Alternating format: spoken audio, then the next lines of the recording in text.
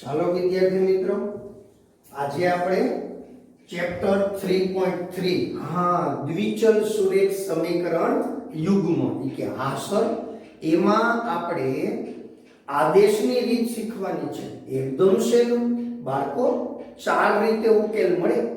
દ્વિચલ સુરેખ સમીકરણનો ઉકેલ ચાર રીતે મળે. આલેખની રીત કે જે હમણાં શીખ્યા છીએ આપણે, આદેશ, લોપ અને ક્રેમર. ક્રેમર એટલે ચોકડી ગુણાકાર. આ ચારમાંથી કોઈ પણ એક રીતે તમે દાખલો ગણવાનો હોય અને સાચો જ હોય, ચારે ચાર રીતના જવાબ સરખા જ આવે. જો આપણે ભૂલ ન કરીએ તો એ પાછું આમ ફુદેડાવાળું હોય. આ કન્ડિશન એપ્લાય એ સ્વરૂપે. ક્લિયર? આવો પાછા આદેશની રીત છે ને એકદમ સરળ છે. સૌથી પહેલા તમને બે સમીકરણ આપેલા છે ને એને લખવાના. આપણે દાખલા પહેલામાં શું છે ખબર? 6-7 દાખલા આપેલા છે અને કીધું આદેશની રીતે ગોતો. ક્લિયર? હવે આપણે જે સમીકરણ આપ્યું છે x + y = 14, x - y = 4. આપણે દાખલો ગણવાનો. અહીં x + y = 14 આને નંબર આપી દેવાનો 1. સમીકરણને નંબર આપવાના.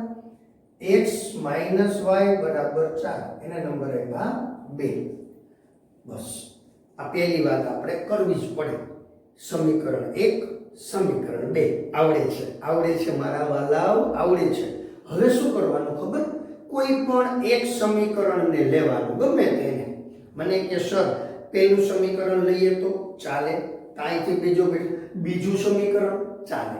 કોઈ પણ એક સમીકરણ લેવાનું, ગમે તે એક લેવાનું. રેડી? કે હા સર. પછી એમાંથી ગમે તેને અલગ કરવાનો. કા x ને અલગ કરવાનો અને કા y ને અલગ કરવાનો. આપણે એ સમીકરણ પહેલું લઈએ. હવે x + y = 14 આવડે તો કે હા સર. આમાંથી તમને ઈચ્છા થાય ને એને અલગ કરવાની. તમને એમ થાય કે મારે y અહીંયા રાખવા છે તો x ને આ તરફ લઈ જવાના. તો y = 14 - x આવું થાય. તમને એમ લાગે કે x + y = 14 છે, x એમને રાખવા છે. આવું ચાલે, આવું ચાલે. આ x = 14 - y. આ જે થાય છે ને દીકરાઓ, કોઈ પણ એકને અલગ કરવાનો. કા x ને અલગ કરવાનો અથવા y ને અલગ કરવાનો. સૌથી પહેલી બાબત, બે સમીકરણ આપેલા છે એમાંથી તમને અનુકૂળ હોય એ સમીકરણ લેવાનું. અનુકૂળ હોય. રેડી? પછી એમાંથી અનુકૂળ હોય ને એને અલગ કરવાનો. x y જેને અનુકૂળ લેવાની, ટૂંકમાં અલગ કરવાની ઈચ્છા હોય, અનુકૂળ થઈ શકે એમ હોય, આમ અલગ એને લેવાના. આ ગમે તે લઈ શકો. આમ પણ ચાલશે, આમ પણ ચાલશે. આ જે તૈયાર કરો છો ને આનું નામ આદેશ. આનું નામ આદેશ. એટલે આની રીત છે આદેશની રીત. એમાં બીજું કંઈ છે નહીં. મને કે આદેશ એટલે કે ભારત દેશ. મેં કીધું વાત સાચી ભાઈ, આપણો ભારત દેશ છે ભાઈ, એનો તો ગર્વ આપણને હોવું જ જોઈએ. ભારત દેશ તો ભાઈ અદ્ભુત છે. આપણે બધા રહીએ છીએ ને એટલે હો. આપણે ના રહેતા હોત તો ભારત દેશ અદ્ભુત ના હોત. જો બીજા દેશમાં આપણે નથી, એટલે બીજા દેશમાં ભલે ને આપણે શું વાંધો છે, આપણે અહીંયા મજા છે. ક્લિયર દીકરો? ચાલો પાછા આવી જાઓ. આ જે સમીકરણ છે એમાંથી તમને ઈચ્છા થાય એને અલગ કરો. ચાલો x ને અલગ કરવા હોય તો y પેલી તરફ જશે. અહીંયા તેથી ના 3 ટપકા y. આ જે અલગ કરો એને નંબર આપી દો 3. આનું નામ આદેશ. હવે આપણે આ કિંમત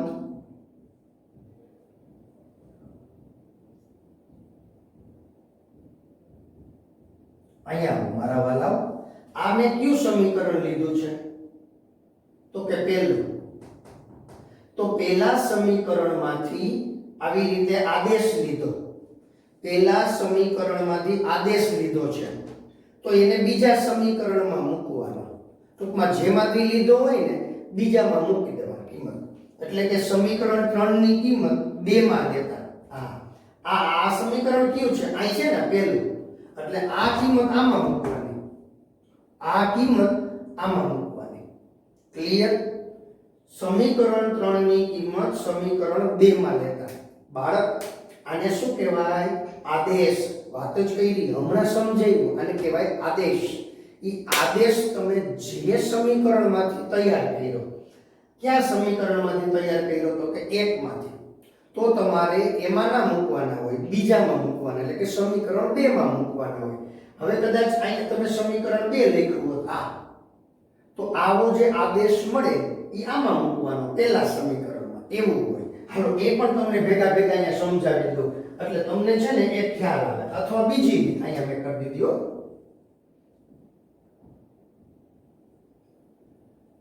x - y = 4. તેથી આમાં અલગ કરું છું, x = y + 4. આ કેના આને નંબર આપીએ 3. આવું ચાલે. અહીંયા મેં આ સમીકરણ લીધું છે, અહીંયા મેં કયું સમીકરણ લીધું? બીજું સમીકરણ. સમજાવવા માટે હો, પરીક્ષામાં તમારે બે રીત નથી ગણવાની દીકરાઓ. હા, તમારે માત્ર એક જ રીત. આ તો તમને એટલે સમજાવ્યું કે ભાઈ તમે ગમે તે સમીકરણમાંથી આદેશ લ્યો, દાખલો સાચો પડે, જવાબ આવે જ. ચાલો, તો સમીકરણ 2 ને લખવાનું, x - y = 4. x ને સ્થાને આ કિંમત મૂકવાની, x અહીંયા છે, એને સ્થાને કિંમત મૂકો. જો ખાસ 14 - y - y = 4. 14 - y - y 4. y એટલે 2y. આ 4 આ બાજુ આવશે. જો y અને y એટલે 2y -2y. જો ભૂલતા નહીં, 14 આ તરફ આવ્યા એટલે -10. હા મારા વાલા, હવે તમને ખબર છે y બરાબર -10/-2 એટલે y બરાબર 5. બોલો, આ જવાબ આવી ગયો દીકરાઓ, આ જવાબ આવી ગયો. એને નંબર આપશું 4. બસ આપણે માત્ર x અથવા y ગોતવાનો હતો, y ગોતી લીધો. આ જો અહીંયા ભૂલ નથી કરવાની હો. x ને સ્થાને 14 - y એટલે અહીંયા મૂક્યા 14 - y. ક્લિયર? કાઉન્સ એમનેમ છૂટે. 14 - y બાજુમાં છે જ, બરાબર 4. -y - y એટલે -2y. મને કે 2, અરે એમ નહીં, 2 ઇંગ્લિશમાં ધ્યાન દેજો, લેખા બદલાવી નાખો કે 2, એમ ન કહેવાય કોઈને. ક્લિયર? 4 - 10 5. હવે આને 4 ની કિંમત 3 માં મૂકવાની દીકરાઓ. હા વાહ વાહ, 4 ની કિંમત એટલે હવે 3 ને નવેસરથી લખો. y ને સ્થાને 5 લખો. 14 માં 5 જાય તો 9. આ જવાબ લ્યો. x બરાબર 9, y બરાબર 5. આ જવાબ છે આપણો. ઉકેલ આવી ગયો, દાખલો પૂરો થઈ ગયો દીકરા. હવે આ 3 છે એટલે 4 મળે. આ 4 નો જવાબ 3 માં મૂકવાનો. આનો જવાબ આમાં મૂકો તોય જવાબ આવે, આમાં મૂકો તો પણ સાચું પડે. આમાં મૂકીએ હેલું પડે એટલે એમાં મૂકીએ છીએ. જવાબ આવ્યો x બરાબર 9, y બરાબર 5. એ આપણો જવાબ. હવે જુઓ જી સાચો છે કે નહીં. તાળો મેળવવાનો છે દીકરાઓ. હા, આમાં મૂકવાના 9 અને 5, 9 અને 5, 9 વત્તા 5, 9 વત્તા 5 એટલે 14 થઈ ગયા. 14 સાચું. અહીંયા મૂકો 9 ઓછા 5, 9 ઓછા 5, 9 માંથી 5 બાદ કરો એટલે 4 આવ્યા. સાચું છે. હવે અહીંયા શું કરવાનું? 3 ની કિંમત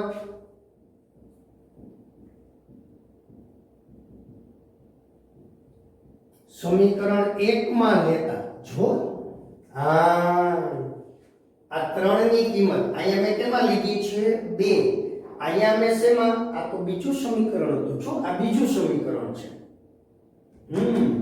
એટલે 3 ની કિંમત શેમાં લેવી પડે ભાઈ આ આદેશ તમે આમાંથી લ્યો છો તો આમાં મૂકવાનો આમાંથી આદેશ લ્યો તો આમાં મૂકવાનો હા અહીંયા કોણ લીધું હતું તો કે પહેલું સમીકરણ તો આ આદેશ શેમાં મૂક્યા સમીકરણ 2 માં અહીંયા સમીકરણ 2 લખેલો છે આ આદેશ મેળવ્યો ઈ આદેશને શેમાં મૂકવાનો હોય સમીકરણ 1 માં હા વેલું ચાલો એકને ફરીથી લખવું પડે જો લખવું પડે હવે x છે ત્યાં શું લખવાનું x ને સ્થાને શું મૂકવાનું y + 4 કાઉન્સમાં જ મુકાય પણ અહીંયા કાઉન્સની જરૂર નહોતી મેં જો અહીંયા કાઉન્સમાં જ મૂકેલું છે હો y અને y એટલે 2y 14 માંથી 4 જશે એટલે 10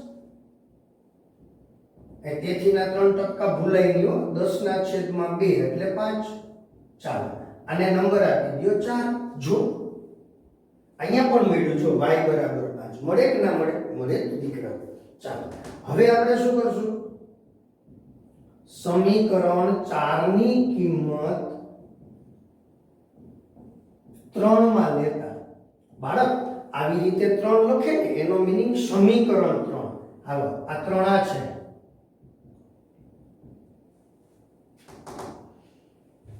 શું થયું દીકરાઓ જો અહીંયા જુદું હતું 14 ઓછા y હતા વા શું છે y + 4 ભલે ને તમને દેખાય જુદું પણ જવાબ સરખો જ આવશે 5 + 4 9 અહીંયા પણ 9 અહીંયા પણ 9 જવાબ સાચો જ આવે જવાબ બદલે નહીં આ રસ્તે ગણો કે આ રીતે ગણો ગમે તે એક રીત પણ અત્યારે તમારે નોટબુકમાં આ બંને રીત ગણવાની છે બોર્ડમાં કરાવી છે ને એટલે આ રીત લખો ને ત્યારે આ રકમ લખવી પડે ફરીથી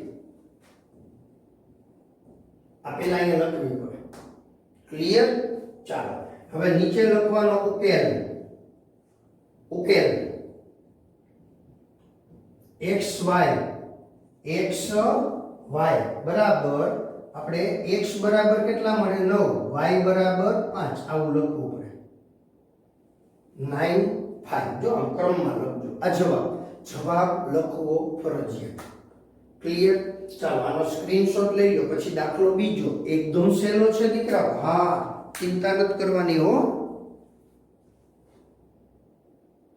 બાળક જો આ દાખલો બીજો હા એમાં શું કહેલું ખબર આ એક સમીકરણ અને આ બીજું સમીકરણ પણ અહીંયા બીજા સમીકરણમાં થોડીક શું કહેલી છે મને કે જુદા સ્વરૂપે દર્શાવેલું છે થોડુંક આપણને મુશ્કેલ લાગે ને એવું રકમ દીધી છે ચિંતા ન કરાય અપૂર્ણાંક ભલે ને હોય આપણે એનો લસા લઈને સાદું રૂપ આપવાનું થાય ચાલો અહીં હાવ એલું છે દીકરાઓ s ના છેદમાં t 3 t ના છેદમાં 2 બરાબર 6 હવે આપણને લસા આનો બેયનો લસા કેટલો થાય 6 કેટલો થાય 3 અને 2 નો લસા 6 તો હવે આપણે લખવાનું કે બંને બાજુ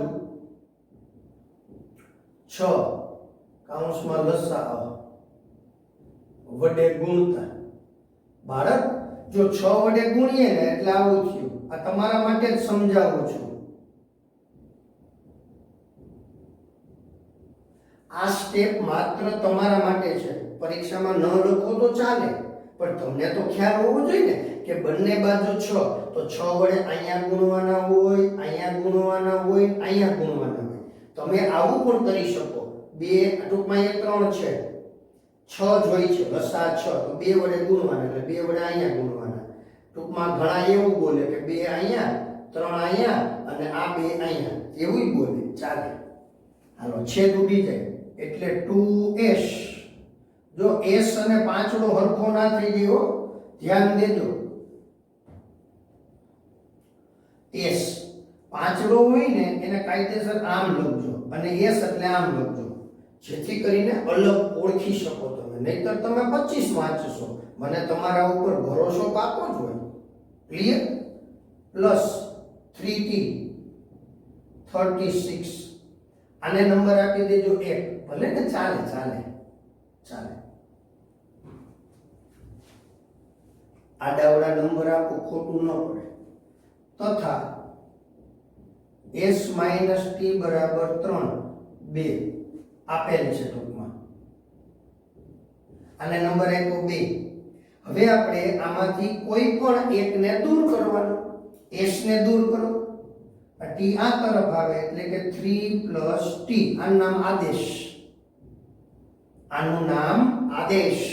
બાળક તમે આને નંબર 1 આપો, આને નંબર 2 આપો. ટૂંકમાં સાદુરૂપ આપ્યા પછી, આ સાદુરૂપ આપ્યા પછી મને કે પેટીમાં કેમ પૂર્યા તમે? ખાલી સારું દેખાય અને પરીક્ષક જોનાર શિક્ષક એને તાત્કાલિક શું થઈ જાય? ક્લિયર થઈ જાય. સમજાય છે મારી વાત? કે હા સર, આનો આવી જાવ. s = 3 + t. તો હવે આપણે આની કિંમત 3 ની કિંમત આમાં મૂકવાની, 1 માં. કારણ કે આ છે એ તમે આદેશ સમીકરણ 2 માંથી લીધો છે, તો તમારે કિંમત સમીકરણ 1 માં મૂકવાની. એટલે લખીએ સમીકરણ 3 ની કિંમત 1 માં લેતા. તેથી 1 ને નવેસરથી લખવાનું 2s + 3t = 36. s ને સ્થાને આ કિંમત, એટલે હવે કાઉન્સ લખવો પડે. બસ આ મહત્વનું છે દીકરાઓ. તમને સમજાયું તું બાળકો આ બધું જ? હાલો આનો અહીંયા ગુણાકાર કરો. 6 + 2t + 3t = 36. 36 જોઈએ ને પાંચડો કેમ થયો? હા, 6 પેલી તરફ 30. તો t બરાબર 6. આ 5 અહીંયા છેદમાં આવે. t = 6 અને નંબર 4 મળે. કેટલા? 4. બે સમીકરણ આપેલા હોય અને 3 આદેશ, ચોથો આપણો જવાબ. હા, 4 ની કિંમત શેમાં મૂકવાની? આમાં 3 માં. સમીકરણ 4 ની કિંમત મને કે સાહેબ એવું લીટા કરો, પછી અમને નથી ખબર પડતી. મેં કીધું હવે તો તમને ખબર પડી જવી જોઈએ ને. કિંમત સમીકરણ 1 માં લેતા. બાળક આ લીટી સમજવાની છે હો. હાલો ફરીથી લખો. s બરાબર 3 + t. 3 એટલે 3, t એટલે 6, 9. s બરાબર. આમ ઉકેલ તમને આવડે છે હો. હવે અહીંયા xy નથી દીકરા, એટલે s t આમ લખાય. ક્લિયર? હાલો s એટલે 9, 6. હવે આમાં મૂકો, જુઓ 9 - 6, 9 - 6 એટલે 3. આમાં મૂકો. ચાલો 9 / 3. અહીંયા મેં 9 મૂક્યા છે. 9 / 3 એટલે 3. 6 / 2 એટલે ઈ પણ 3. તો 3 + 3 એટલે 6. થઈ ગયા 6. સાચું છે. આને કહેવાય તાળો મેળવો કહેવાય દીકરાઓ. ક્લિયર? આ જવાબ લખવો જરૂરી છે. બધા દાખલા x અને y એવા હોય એવું ફરજિયાત નથી બાળકો. s અને t પણ હોય. ચાલો આનો સ્ક્રીનશોટ લઈ લ્યો. એકદમ ક્લિયર, એકદમ સહેલી રીત છે આદેશની રીત.